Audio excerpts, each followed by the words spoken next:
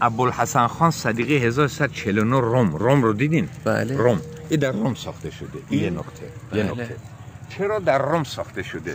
این سنگ کارارا محکم‌ترین سنگ جهانی در کوه سیسیله، ترکیب چینی سنگه، یعنی هرچی باران بریزه روش آسیب نمیبینه. حالا مسئله بعدی، این یه دوره میره در روم ببینه، این اونجا ساخته میشه. یکی فردوسی در میدان فردوسی تهران که زال و سیمرغ زیر پای فردوسیان، اونم کارارای، اونم کار استاد صدیقیه.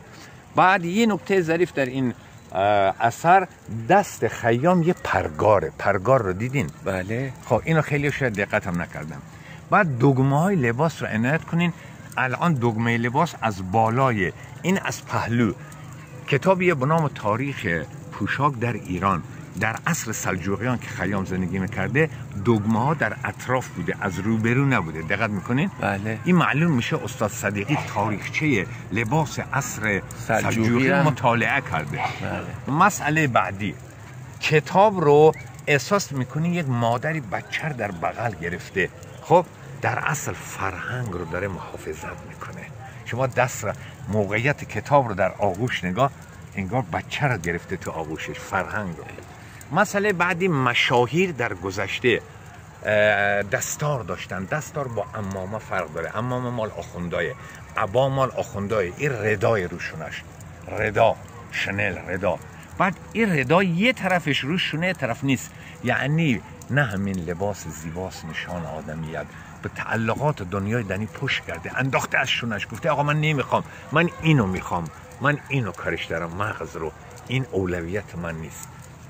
مسئله بعدی، ریش یک هیبت و صلابت پیام آورانه داره. استاد صدیقی میخواسته بگه این پیامبر دانشه، پیامبر خردورزیه، پیامبر ادبیات، پیامبر عصر خودشه. میایم جلوتر، اون چیزی که رو سرشه نشابوریا بهش میگن عرقچین یا شب کلاه. شب که میخواسته بخوابه اونو از سرش ور نمیداشته، دستار رو فردا روی اون میبسته، اشاره اونو گذاشته. این تنها مجسمه که دستار نداره، عرقچین و شب کلاه. میخواسته آگاهانه بگه که من به شب زنداری ایشون تاکید دارم.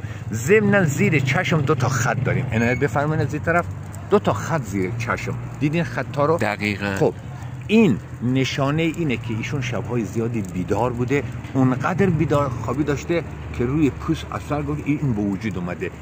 این بیشتر اشاره به بیدار خوابی داره. میرسیم به این طرف. یک اثر هنری در زمینه حجم و مجسمه وقتی ارزش داره که از پشت، از سرخ